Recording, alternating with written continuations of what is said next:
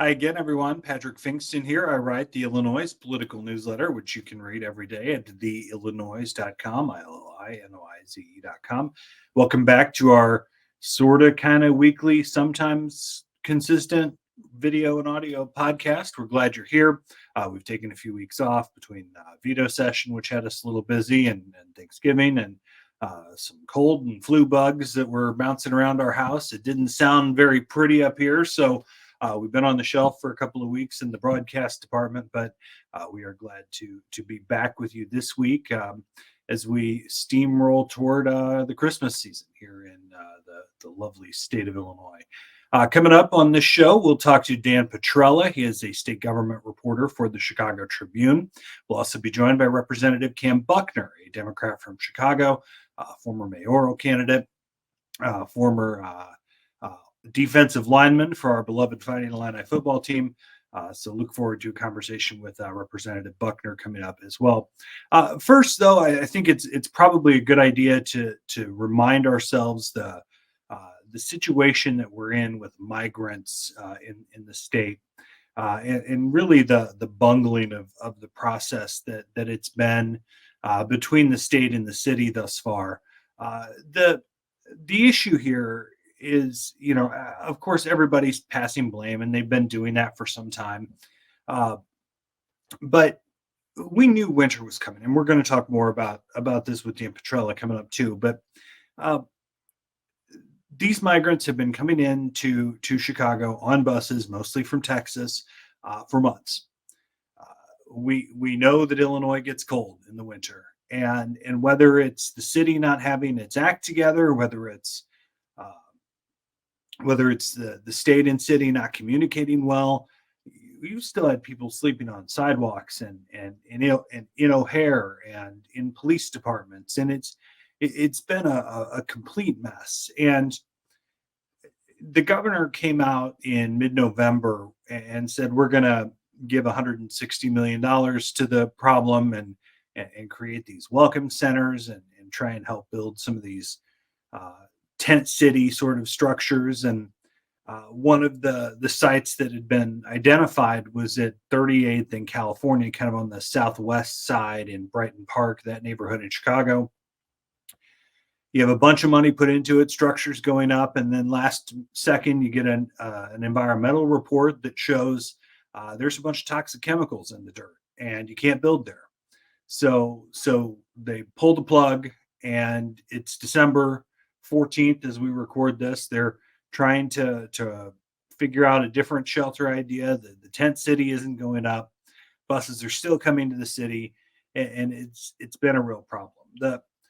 There have been some transparency questions with the governor's office, and we'll talk with Dan about that too coming up. But one of the reports that has come out is that this botched tent city in Brighton Park is costing the city close to $1 million. The breakdown, the division of work and responsibility there has been a bit of a question. The governor was asked Wednesday if the state was on the hook, and he said no, and said that Garda World, the contractor that was building this facility, was essentially going to eat the cost that the state was responsible for. The understanding with Garda World is that they will do other work with us, and they knew as they were building this shelter before the environmental report came in that it was possible that the environmental report wouldn't allow the completion rather of the shelter. And so they understood that, and they were willing to take that liability on through the state's contract. I can't speak to what may have pre-existed or been in place with the city. Meanwhile, they are going to be involved and have been in work to help us stand up other shelters. Remember, even the bricks and mortar shelters that already exist need work. And Garda World is helping us to complete that work very quickly so we can get people sheltered in the right places. Were those $1 million all state funds? I can't speak to that reference that you're making. It sounds like we have not provided funding directly to the city, but we have spent, as you know, more than $500 million already to support the asylum seekers that have come to Illinois. That's on top of what the city has done. And our work has been wraparound services, making sure that we've got everything from healthcare, and food and other things, the services that people need until they can get a work permit. So I can't speak to the amount, but we don't transfer funds, at least with regard to asylum seekers, to the city. So that may be a cost that the city bears. Having said that, we're all working together. There's a lot of cost associated with this. We've tried to get the federal government to step up and do what they should be doing, but we haven't seen enough support from them yet. All right, this is a big bungled mess. Let's get more into it with Dan Petrella from the Chicago Tribune. All right, so we've talked a little bit about the mess in Chicago with the migrant situation and some of the controversy between the governor and the mayor of Chicago, and kind of where we stand with this migrant crisis, because this is a crisis that isn't going away, and I kind of wanted to kind of get a reset from someone who's deeply on the inside and has great understanding and reporting on this. So we're pleased to welcome Dan Petrella, our friend from the Chicago Tribune, all decked out for the holidays. Dan, appreciate taking some time. Let's take a step back to I guess it was early November when the governor came out and said, we're going to move $160 million out of the existing state budget, out of DHS, Department of Human Services, to put toward the migrant crisis. He and I kind of got into a spat a few weeks ago because his administration still hadn't released a list. They still haven't given me a list of the line items. I guess you eventually got one. Where's the money coming from, and why did the governor, in your conversations, feel like they needed to step in? Yeah, so the money is mostly from their breakdown, which I actually got after you raised the question with the governor, and they said the list was out there, which I had also not seen at the time. Mostly is coming from the existing DHS budget. They're doing things like redirecting a portion of the temporary assistance for needy families block grant, which is a program that helps low-income families. About $35 million of that they're redirecting. There's other money that's coming from the Home Illinois program, which is the state's homelessness prevention program, about $9 million there. And then a variety of other grant programs that they're freezing and redirecting. One of them is some money for the welcoming centers, which is maybe more directly related to the migrant crisis, because those are centers that are supposed to help new immigrants to the state. But to me, the most interesting part was the $40 million that they're hoping to get in a grant from the Federal Emergency Management Agency, which is about a quarter of the money that they've promised to the city of Chicago, which is actually, they're hoping, coming from the federal government, which is not quite in line with the way it was initially portrayed as the state stepping in and providing state dollars to help the city shelter folks over the cold months here. And that's not money in hand yet, is it? No, yeah. As far as I know, it's been a little bit since I've checked, but last check, it was still money that they had applied for and were hoping to get, but it had not been awarded. It's interesting because I went through the budget, after all of this, and there's already 230 some million dedicated to the migrant situation here. And I'm not alleging or arguing that it shouldn't be taken care of. These are people, these are humans. They're here legally, which I think a lot of my Republican friends continue to hate me say out loud. But now we're talking 230 in the original budget, another 160, and this is you can say it's a city issue. I think it's a federal issue. Who's dropping the ball here? It's a tough situation, like you said, and that's one thing where I think the governor is correct in that he has said it's a very difficult situation. It's one where planning and coordination is hard because the federal government isn't providing that coordination at the border. Obviously, there are politicians in Texas who are do have political motivations for some of what they're doing. I think they would argue that part of the point that they're trying to prove is that their resources have been strained by similar issues for a long time. And, I think that part of the problem is, the city and the state early on established a breakdown of kind of who was going to do what.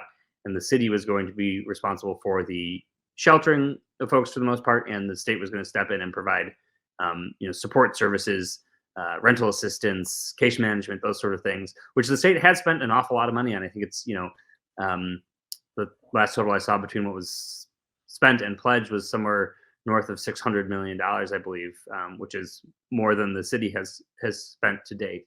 But I think it was clear to a lot of people who've been watching the situation back in the late summer or early fall that when this latest wave of folks of buses arriving was getting started, that the city didn't really have its arms around the situation. And despite the fact that they were opening lots of shelters to try and house folks, there were still at one point more than 3,000 people sleeping in police stations and in tents outside of police stations. And the state really did wait until late in the game to step in, at least, and publicly make this announcement of what they were going to do to help out. So I think there's responsibility all around. The federal government leaving it to cities and states to deal with on their own. The state trying to do what it felt it could, but staying a little more hands off the sheltering part. And then the city with just sort of a lack of, I don't know if it's a lack of planning, but a lack of coordination or a lack of follow through on getting this base camp idea, this tent encampment idea off the ground, which is something they had been talking about with the state going back to the summer, something that they were taking the lead on, but then needed the state to come in and help with. And then that all sort of, fell apart in recent weeks.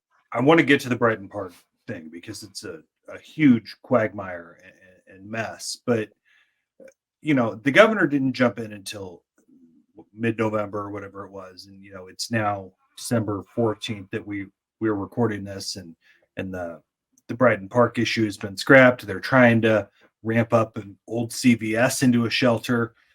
The governor was born in California, but he's been here long enough to know that winter starts in November in Chicago. Like when it was clear that the city had not gotten its arms around this, why did the governor wait so long to jump in? Was he giving the mayor just enough rope to, I hate to use that old dated expression, but was he trying to see if the city could figure it out? Were they trying to find the money? I mean, he's got the DHS budget. So what was the delay? Why did it take so long to get this settled? Because we know it gets cold in Illinois.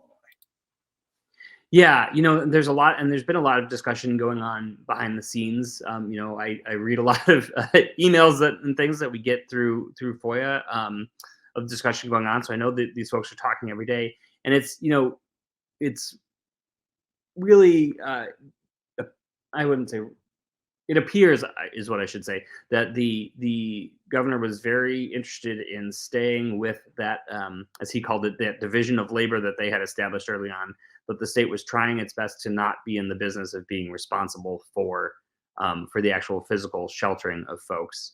And I think that just came to a point where it was clear that the city was not going to get this off the ground without some additional help. But again, I think you're right. I think the question is, why did it take until it was mid to late October when they were making these plans, finalizing these plans, and then about mid-November to announce the plans, when everybody knows, when Johnson first floated this idea, I think it was in early September now, if I'm remembering correctly. The question was whether these tents were going to be able to withstand the winter weather. So I don't think the cold weather should have caught anyone by surprise. And I do think maybe it's a mixture of the governor wanting to allow the new mayor room to lead the city. He's argued all along that this sheltering is city responsibility. But I think it has allowed him to kind of come in and cast himself as the person who's coming in to save the day. When there's a possibility they could have stepped in sooner and averted some of this mess. You mean a politician wants to be a white knight? Who'd have guessed? So this Brighton Part tent city situation that was started, then was scrapped because the environmental report came back ugly, to say the least. We're now learning that the city's going to eat close to $1 million for that. The state has said that it won't cost anything out of their pocket. The Garter World is essentially going to eat the state portion of it. How did this go so badly so quickly? My understanding is essentially the state wanted the city to name where the site was going to be, even though the state was the one footing the bill and paying the folks who are going to be operating the tent encampment once it opened. They really wanted to leave it to the city to be responsible for selecting the site. A question that I haven't really gotten a clear answer to, just by asking it at least 1 or 2 times to the governor, is, why did the state not insist on having a firm backup plan if plan A fell through, given that everyone knew that there were environmental concerns with the site. I don't know if it was just hard enough to get the city to pin down one specific site that it wasn't worth the effort to try and get them to name a second site. I know the city itself also struggled a lot with finding some of these sites because they ran into local objections. They asked aldermen to propose sites, and aldermen weren't, cooperating with that. It's been a mess all around, and I think, I don't know if you want to say the saving grace here has been that the number of folks who are waiting for placement in shelters has gotten so low now that there's a question of whether this kind of encampment that could house up to 2,000 people is even necessary at this time. As of yesterday, I think there were fewer than 400 people at the police stations and O'Hare waiting for spots in shelters. I think that leads, and before we let you go, Dan, I think it leads to the political question here, or the interpersonal question, is what's the relationship now between the governor and the mayor? Because there's been a lot of inside baseball. There's been a lot of discussion and rumor out there that it's not good between the two. Where do we stand? Because I get the sense, and this is me reading tea leaves, so take my opinion, not reporting. Excuse me. That as I hear the governor talk about the administration, there's almost this twinge in his voice that it's like we're dealing with amateurs. How did the governor and mayor's relationship start, and then where is it today, and how is it going to be fixed? Have we heard anything about that? Yeah, that's a good question. And I think, to hear the governor tell it publicly, it's a good relationship. They talk, they're on the same page, their staffs are working together, but there's clearly some kind of disconnect going on here, and they are not on the same page when they need to be. I don't think things are quite as tense as they were at times with Lori Lightfoot. But I do think there's some repair to the situation that needs. Everything was tense with Lori Lightfoot and everybody. And I think the governor has gone a little further to try to be publicly polite to the mayor than perhaps the mayor has in return. His statements have been maybe a little more pointed, and I think the governor has left it to some of his his staff, his communications folks, to maybe have a little bit sharper elbows when it comes to the dealings with the city. And then, when he's asked about it, has mostly positive things to say. I do think it was telling, though, when he announced this funding, that he did say, that basically, we essentially, I forget what his exact words were, but we tried to let them handle this until things just weren't moving fast enough, and we had to step in. I know that they wanted the mayor with them at that press conference where they announced the funding. There were some scheduling conflicts supposedly, but not supposedly. I know he had there was like a firefighter graduation ceremony at the same time or something like that. But schedules can sometimes be adjusted to make accommodations. But there was also some beef too that the mayor let it leak a day or two ahead of time that the state was going to jump in. Yes. Yeah. And it was interesting the way he did it because it was right after his first budget passed, which, was I think in general, folks were fairly pleased with the budget. I think one of the big questions was whether it was actually balanced because they were only allocating $150 million to the migrant crisis and then estimating that their costs were going to be much more. But then he sort of, dribbled out this fact that the state was going to be stepping in. And then it was a very, unorderly rollout of that because he kind of hinted at it the first day, then the state came out, but then the city came out on the third day with some of the specifics on the policies, such as the shortened shelter stays and things like that. So from a messaging standpoint, it was pretty messy and not well coordinated at all. Our friend Dan Petrella from the Chicago Tribune, read his stuff in your Tribune and follow him on the Twitter machine. I still call it Twitter because it's still twitter.com to get there at Petrella Reports. Dan, thanks so much for the time. Happy holidays to you and yours and the little ones, and we'll see you soon. You as well. Thanks much. All right. Thanks to our friend Dan Petrella from the Chicago Tribune for his time and a conversation on the migrant situation in the city of Chicago and around the state. Let's turn now for a legislative perspective. All right. We're happy to be joined now by State Representative Kam Buckner, a Democrat from Chicago who represents kind of a swath of the city from downtown south. He is a former defensive lineman for my beloved University of Illinois football team. So I even keep an old school helmet back behind me on my desk. So Right. I hope you appreciate that. So the pride of Morgan Park High School. So Representative, thanks for the time. I appreciate it. We're actually going to talk a little bit about college athletics since it's in the news, and there's some stuff that some state laws have even impacted recently. So, but we were just talking to Dan Petrella about kind of the, maybe I'm being mean saying bungling, but it's there seems to be so much chaos with the handling of this migrant crisis. And, it doesn't seem like the left hand and the right hand are communicating. As someone who lives in the city, I don't. As someone who's living this every day, what's being done right, what's being done wrong, and how can we improve this? Because it's December 15th and there are still people living in police stations. Yeah, I'll say this, Patrick. I think starting at the very beginning, we have to change the way we talk about and look at what's going on with the migrant and asylum seekers here in the city of Chicago. I've been very clear about the fact that I don't call it a crisis because I don't think it's a crisis. I think we have operated in a space where we are chaotic because we've called it a crisis, but I actually think it's a challenge and an opportunity for the city. I want to be very clear about this. The lack of ability to address it correctly really does start with our federal partners in Washington, D.C. and the Biden administration, the members of Congress.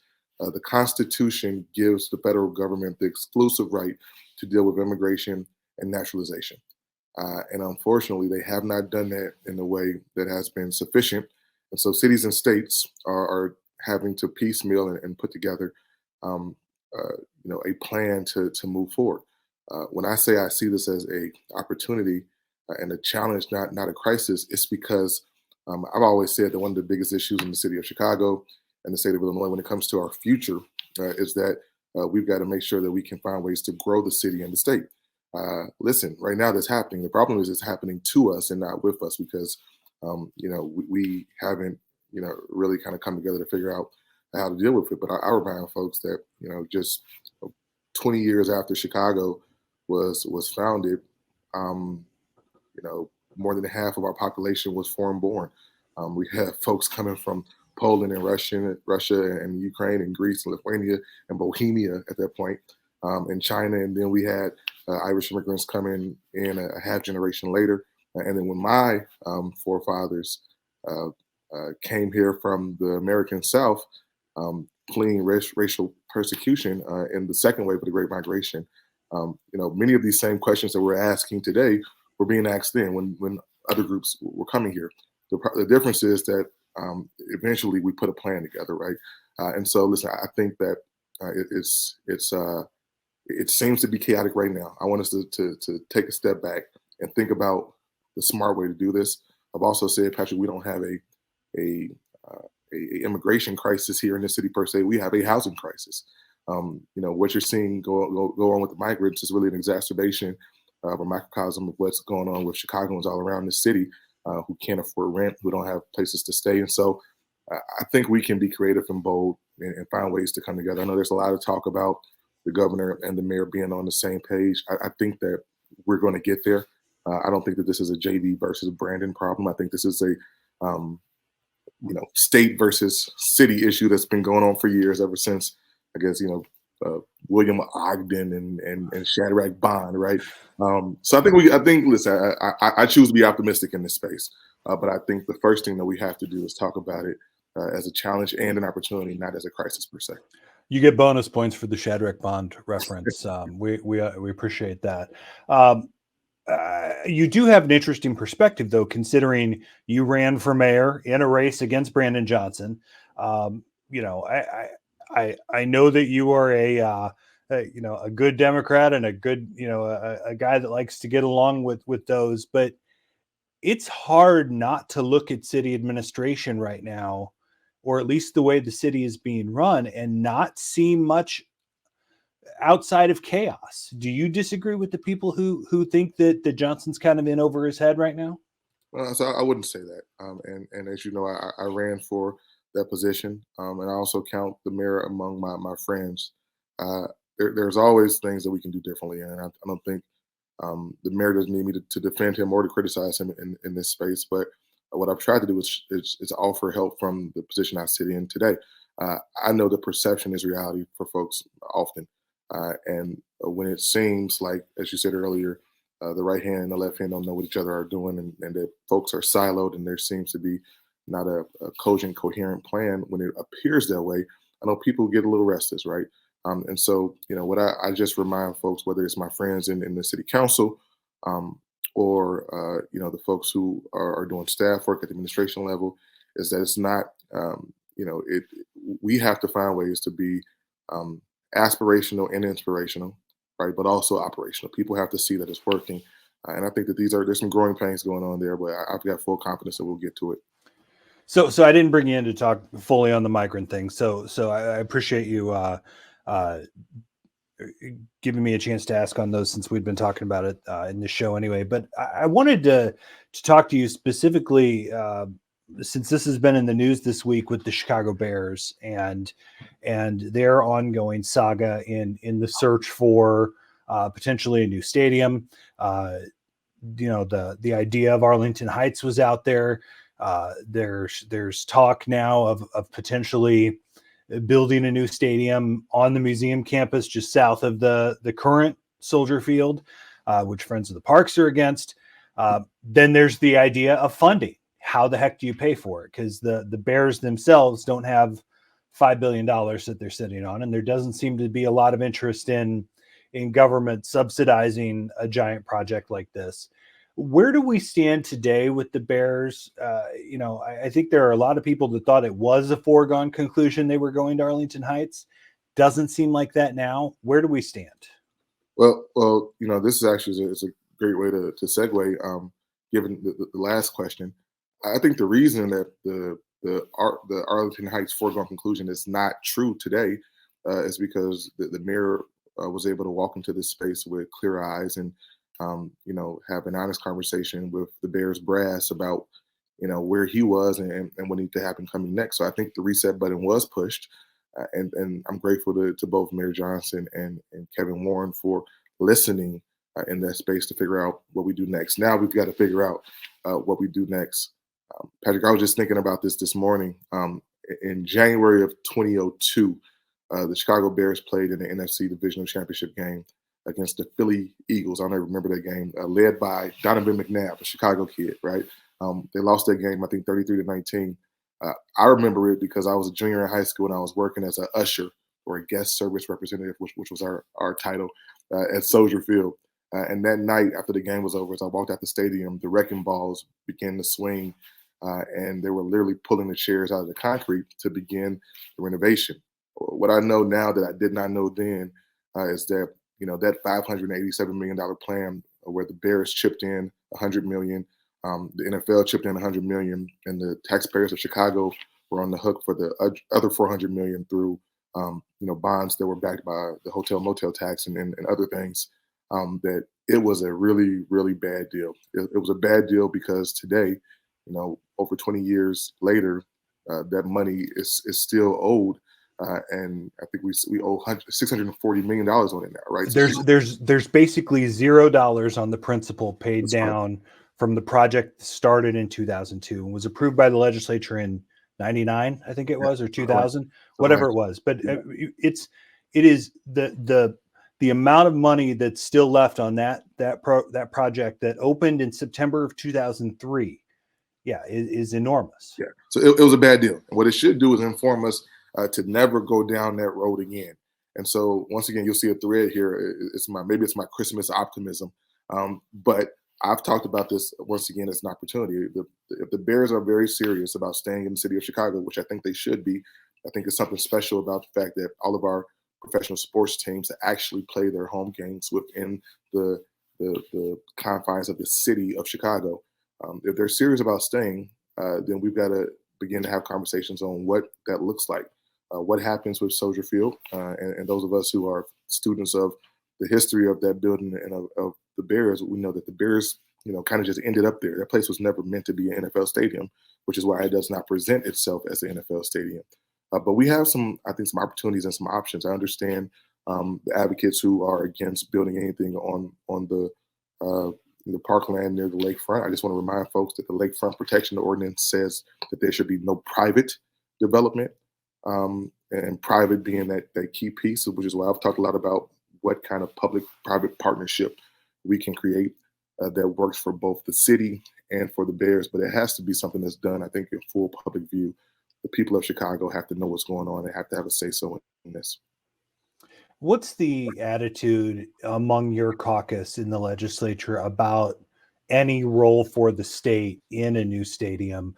Representative Moylan had introduced a bill that was very union friendly, trying to help spur development of the Arlington Heights project. We've talked about the political reality of trying to get, 35 House Democrats to vote to get the Bears to leave the city. I mean, that's 35 House Democrats from the city who would have to vote for that. It seems like a tough haul to get that sort of legislation moved in the current political reality. Is that a fair statement? I think that's fair. And honestly, I don't see any circumstance or situation where those of us who represent the city of Chicago could sign on to something that would help the Bears go away, right?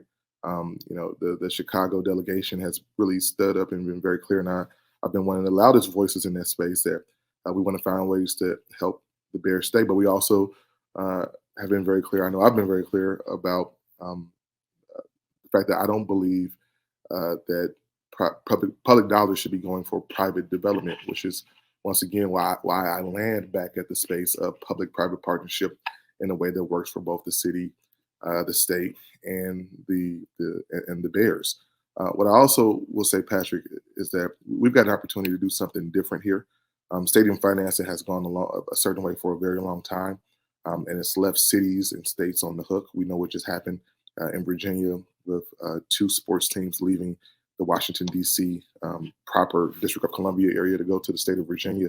For much of this, I blame the NFL and their pressure that they put on these sports franchises to have new stadiums every 15 to 20 years, right? I think we've got to change that paradigm for sure. But I want to be clear about this.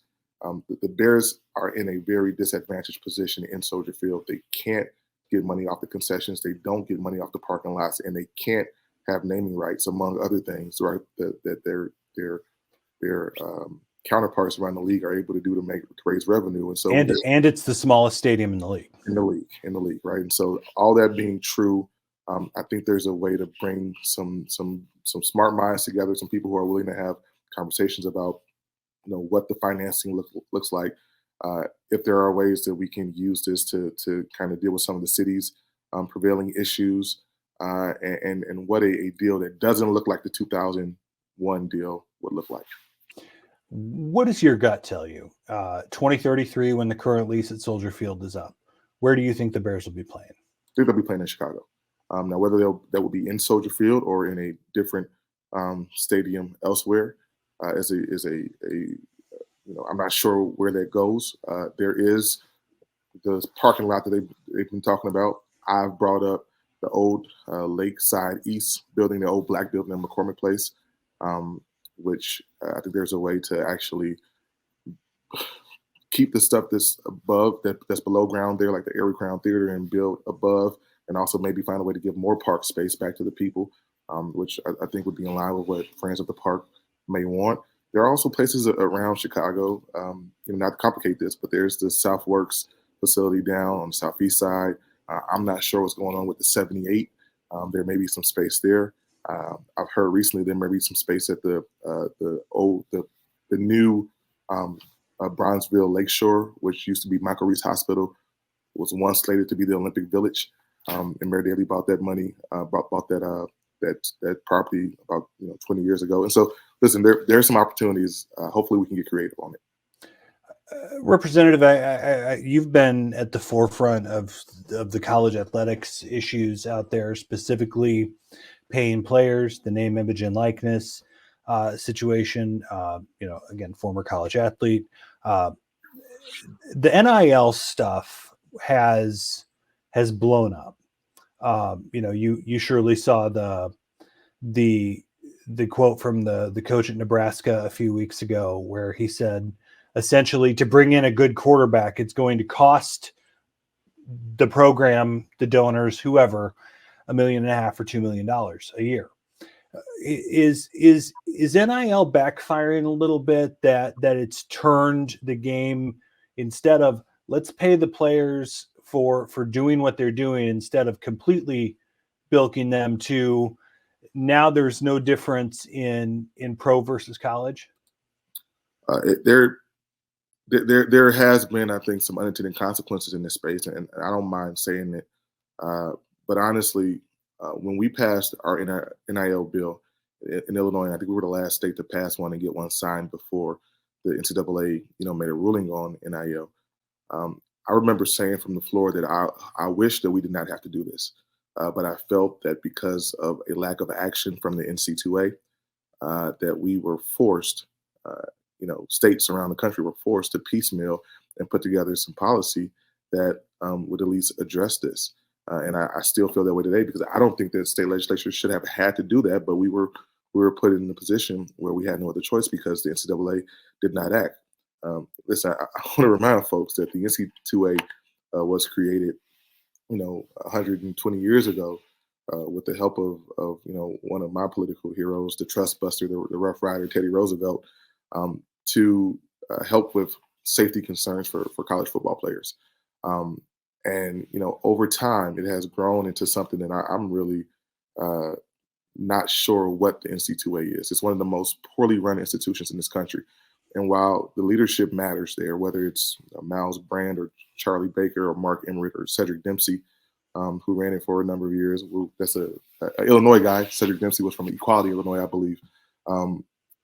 It doesn't matter who's in charge of it right now, because it's built on a flawed premise. And that premise is the illusion of amateurism. This is $1 billion nonprofit where the laborers do not get paid, and then they've created a space where they've been derelict in their duty to put forth any prescriptions to help us move things forward. And so I actually, now people are complaining about NIL kind of being rogue and it being a Wild Wild West. That is not because legislatures did what they did. That's not because businesses are paying players to do things. That is because the NCAA has refused and still refuses to step up and create some guidelines here. It's almost like the taxi cab industry, who refused to modernize, and then when Uber and Lyft came, they started crying foul.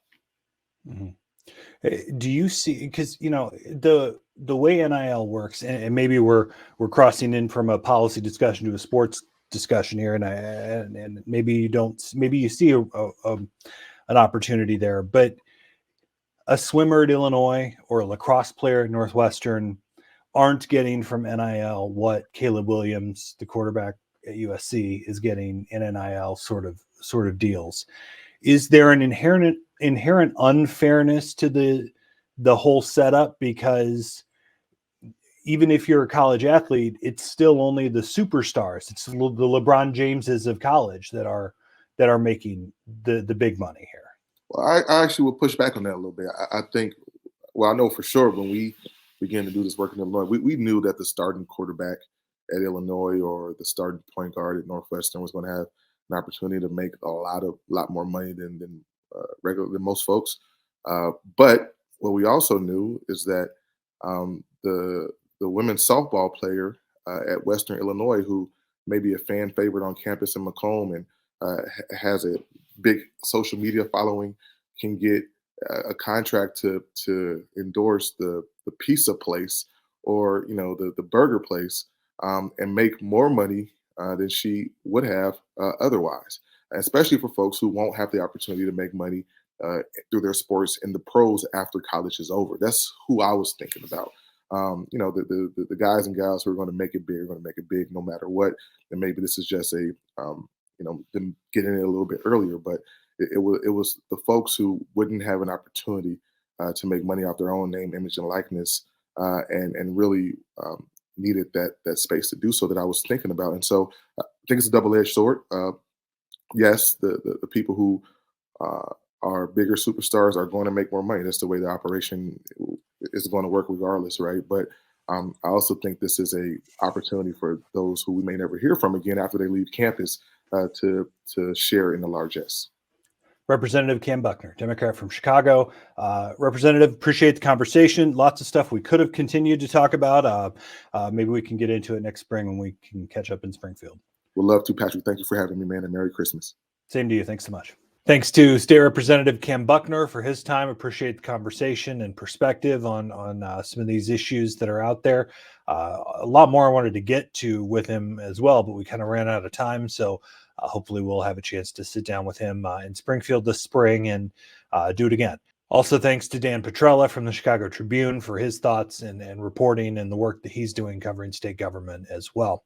We appreciate your time and your interest in this political arena and podcast and newsletter and all the work that we're doing here. Let us know how you like our content, what you'd like to see or hear, or who you'd like to hear from. Would love to hear your opinions. If you have any year-end thoughts, drop us an email, mailbag@theillinoize.com, and we'd love to talk to you about it. Thanks so much for joining us. Have a great weekend, everybody.